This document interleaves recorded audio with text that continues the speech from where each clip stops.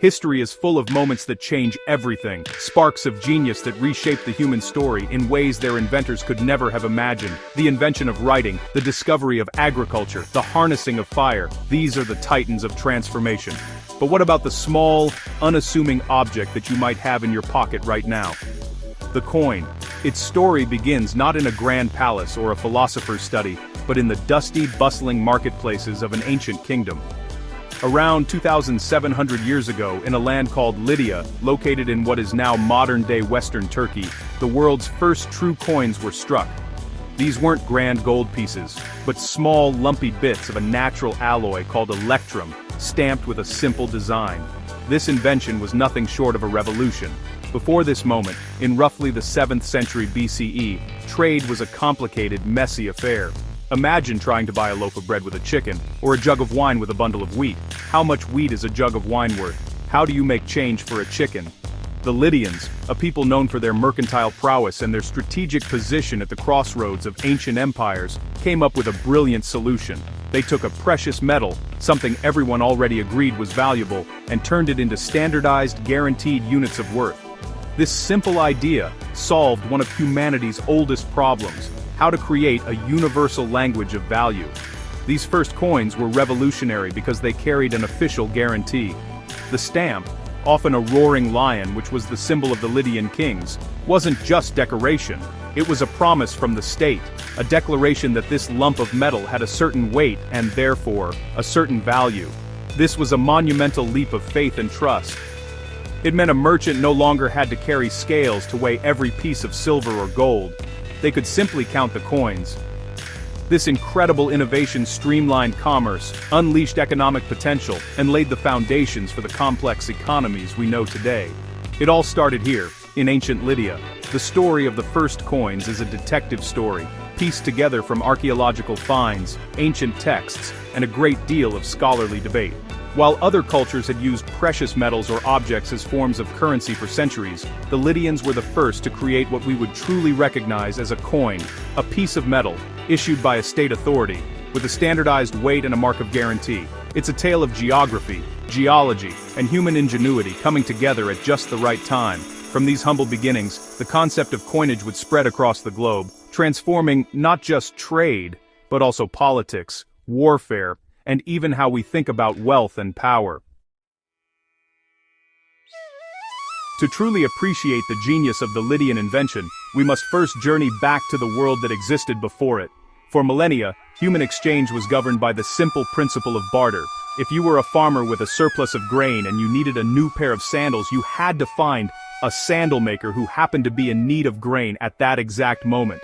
This system, known as the double coincidence of wants, was incredibly inefficient. It required a huge amount of luck, negotiation, and time.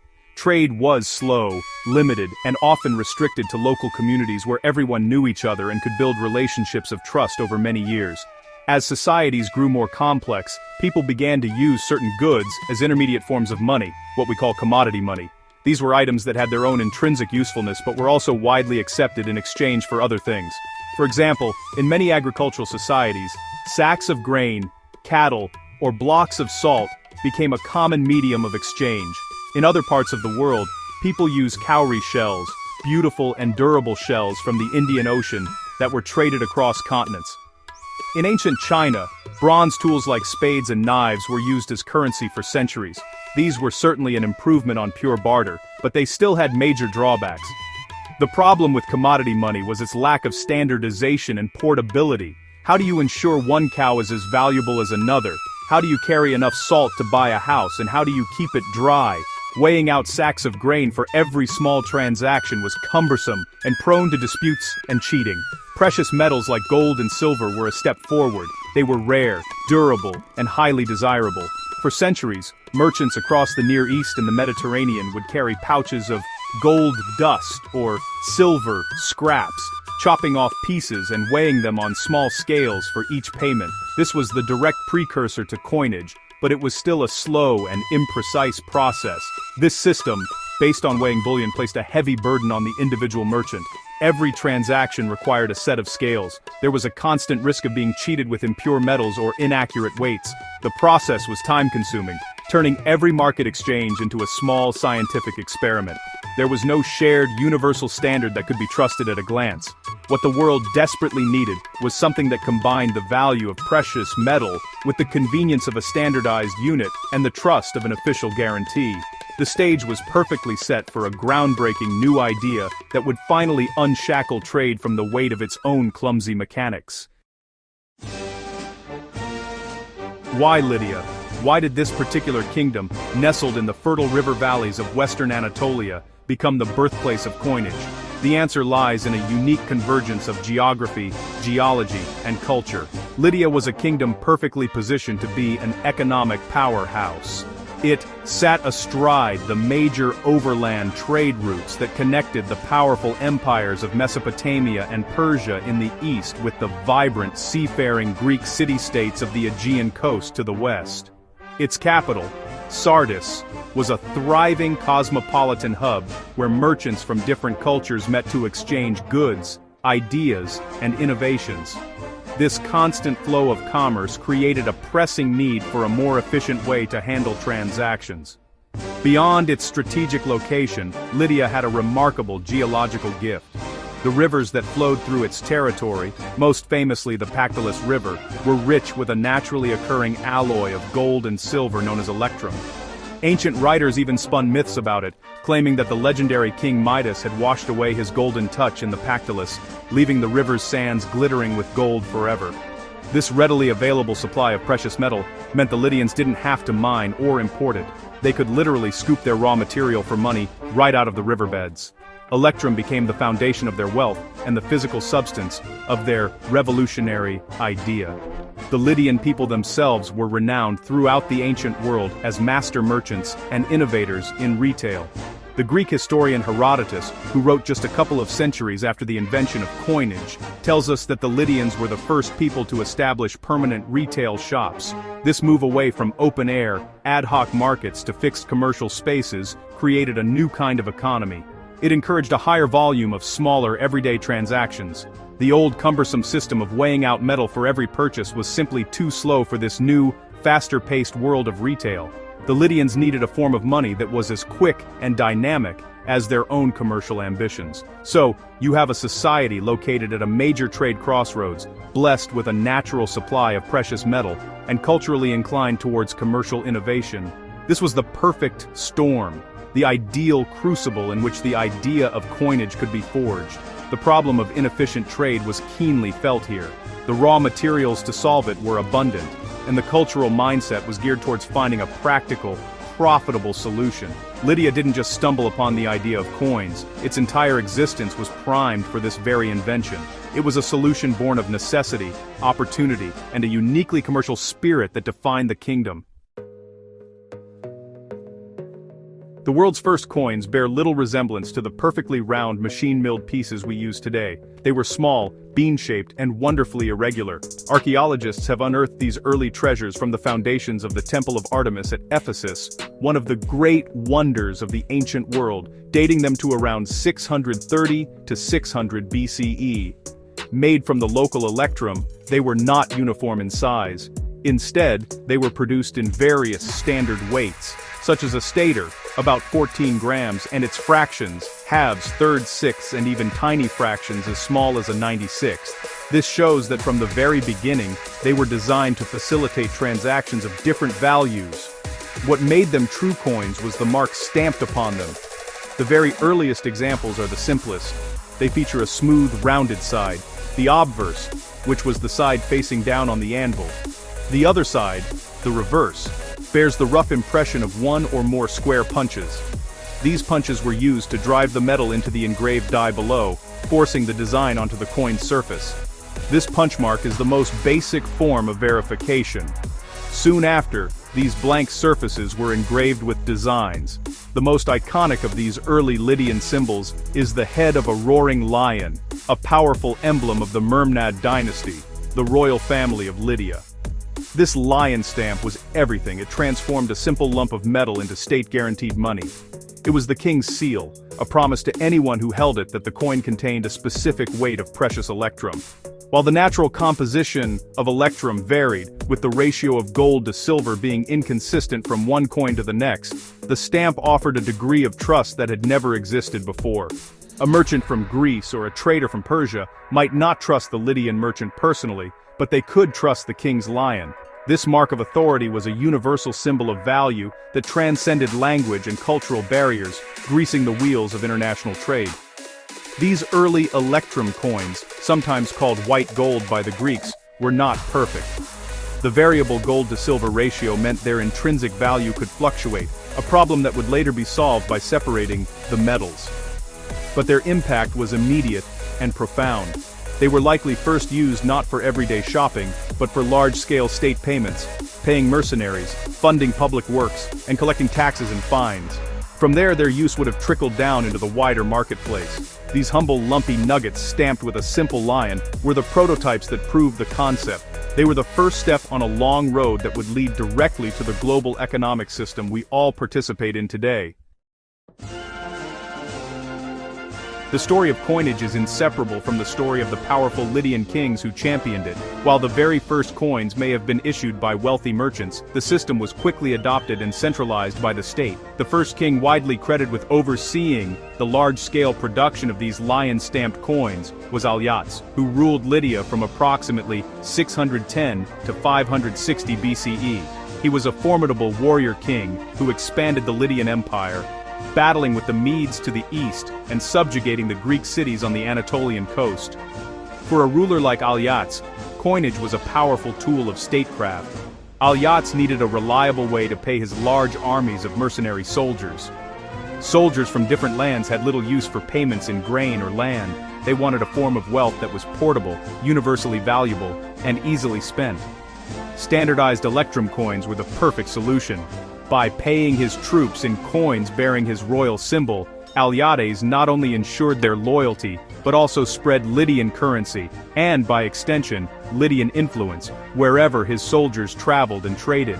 Coinage also simplified the collection of taxes and tribute from the territories under his control. It was an instrument of economic control and political power, projecting the king's authority far beyond the palace walls. The development of coinage reached its zenith under Alyats's son, the legendary King Croesus, who ruled from about 560 to 546 BCE. Croesus's name became so synonymous with immense riches that to this day we still use the phrase as rich as Croesus. His fame came from his revolutionary monetary reform. Croesus was the first ruler in history to move beyond the variable electrum and issue the world's first bimetallic currency. Separate coins of pure gold and pure silver. This was a masterstroke of economic policy, solving the biggest problem with the earlier electrum coins. Now, there was no more guesswork about the intrinsic value. A gold coin was gold, and a silver coin was silver. By creating coins of standardized purity and weight, Croesus created a system of immense trust and clarity. His coins featured a new design, the confronted heads of a lion and a bull, symbolizing royal power and strength. This new, reliable currency supercharged the Lydian economy and made Sardis the financial capital of the ancient world. Merchants flocked to Lydia, confident in the value of its money. Croesus used his vast wealth to make lavish offerings to Greek shrines, like the famous oracle at Delphi, further spreading his fame and the prestige of his kingdom. Although his reign ended in a tragic defeat by the Persian king Cyrus the Great, Croesus's monetary system was so successful that it would be adopted and copied for centuries to come. The Lydian invention did not remain a local secret for long. Like a spark landing in a dry field, the idea of coinage spread with astonishing speed, first to Lydia's immediate neighbors and then throughout the ancient Mediterranean world. The most eager adopters were the Greeks. The Greek cities of Ionia, located on the western coast of Anatolia, were under Lydian influence and were among the first to see the benefits of this new technology. Cities like Miletus, Ephesus, and Phocaea quickly began striking their own electrum coins, often stamped with their own civic emblems, a seal for Phocaea, a stag for Ephesus, announcing their own identity and independence. From the Ionian coast, the concept of coinage hopped across the Aegean Sea to mainland Greece. The island of Aegina, a major maritime trading power, was one of the earliest adopters, striking distinctive silver coins stamped with a sea turtle around 570 BCE. These so-called turtles became one of the first major international trading currencies. Soon after, other powerful city-states like Corinth, with its Pegasus-stamped coins, and Athens, with its iconic owls, joined the monetary revolution. Each city-state, or polis, proudly put its own symbol on its currency, turning coins into miniature billboards advertising their prestige, patron gods, and commercial power to the world. To the east, the Persian Empire, which conquered Lydia in 546 BCE, also recognized the power of coinage. The Persians didn't discard the Lydian system, they adopted and adapted it. The Persian kings began to issue their own famous gold coins, known as darics, and silver coins, called sigloi. These coins, featuring the image of the Persian king as an archer, became the dominant currency of a vast empire stretching from India to Egypt. The Persians understood that a single unified currency was a powerful tool for administering their enormous territory, paying their armies, and unifying the diverse economies under their rule. The Lydian invention was now the financial backbone of the world's largest empire. The spread of coinage fundamentally transformed ancient society. It facilitated long-distance trade on an unprecedented scale, allowing for the growth of complex markets and banking systems.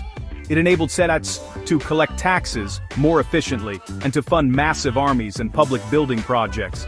It also had a profound cultural impact. Coins became a medium for art and propaganda, carrying images of gods, rulers, and civic symbols across the known world. The simple act of exchange was now imbued with political and cultural identity. From its origins as a practical solution in a Lydian marketplace, the coin had become a cornerstone of civilization itself.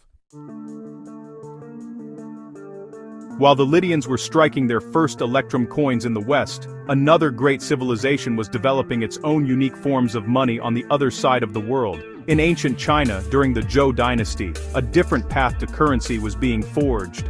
For centuries, the Chinese had used commodity money, most notably cowrie shells, for exchange, but as their Bronze Age economy grew, they began to use miniature, non-functional bronze tools as a form of currency. These included small replicas of spades, hoes, and knives. This tool money circulated widely from around 600 BCE, roughly the same time Lydian coinage appeared. This raises a fascinating question for historians and numismatists. What exactly counts as a coin? If a coin is simply a piece of metal used for exchange, then these Chinese spade and knife monies certainly qualify, and their origin is roughly contemporary with Lydia's. However, most scholars draw a distinction. They argue that true coinage has specific characteristics. It must be made of a precious metal, have a standardized weight, and, most importantly, bear a mark of guarantee from a state or civic authority that confirms its value. The early Lydian coins, stamped with the king's lion, fit this definition perfectly. The Chinese tool money, while standardized in shape, initially lacked this crucial element of a state guarantee. They represented a value based on the bronze they contained, much like the pre-coinage bullion used in the Mediterranean. They were a sophisticated form of commodity money, but they didn't quite make the leap to being state-guaranteed tokens of value in the same way.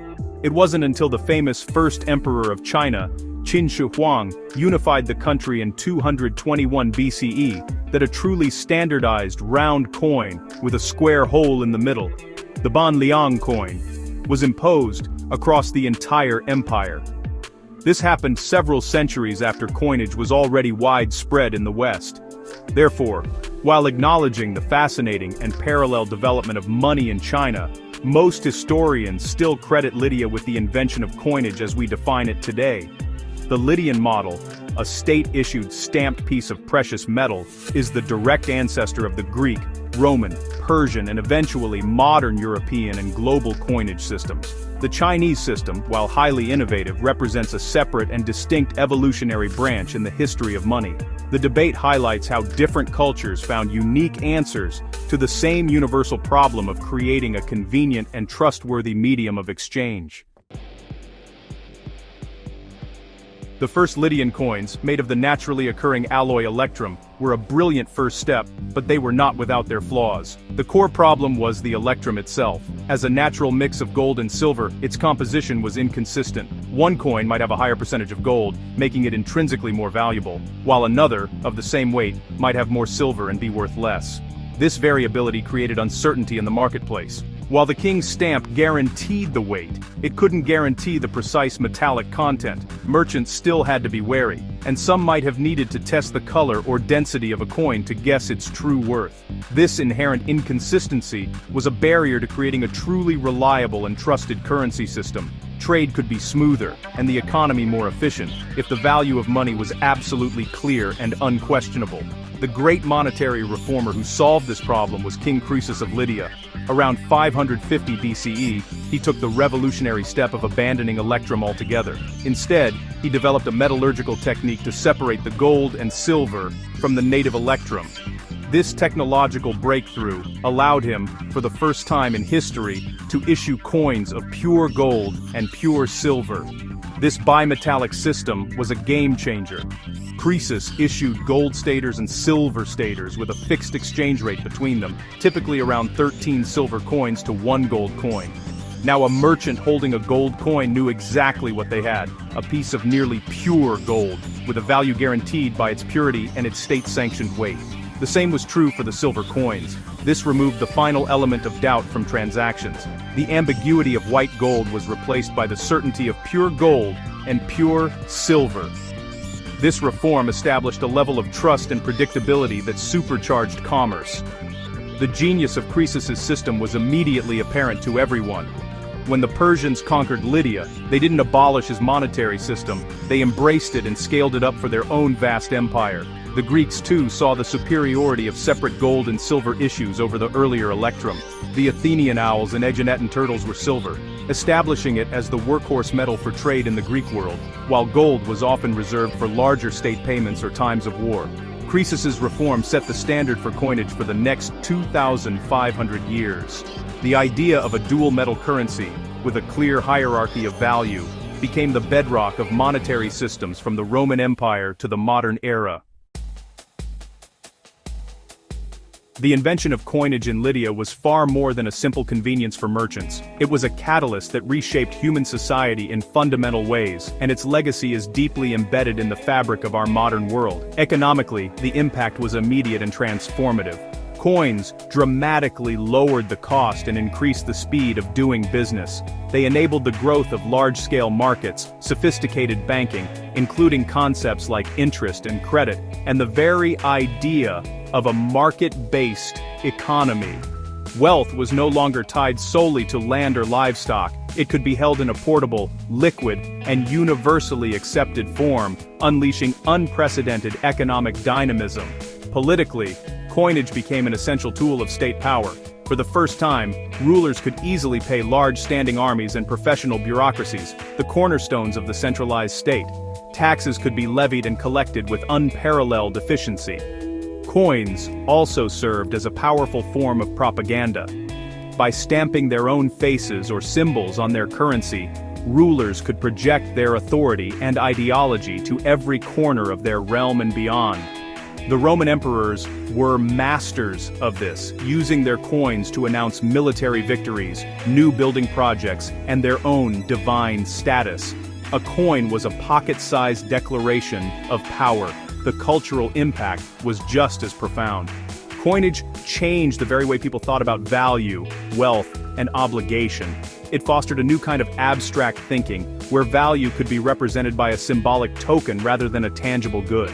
This shift influenced philosophy and mathematics, as thinkers like Pythagoras and Plato grappled with concepts of number, value, and abstraction. Furthermore, coins became miniature works of art, preserving for us the faces of long-dead rulers, the images of forgotten gods, and the emblems of vanished cities. They are tiny, durable time capsules, providing historians with invaluable information about ancient art, religion, and politics.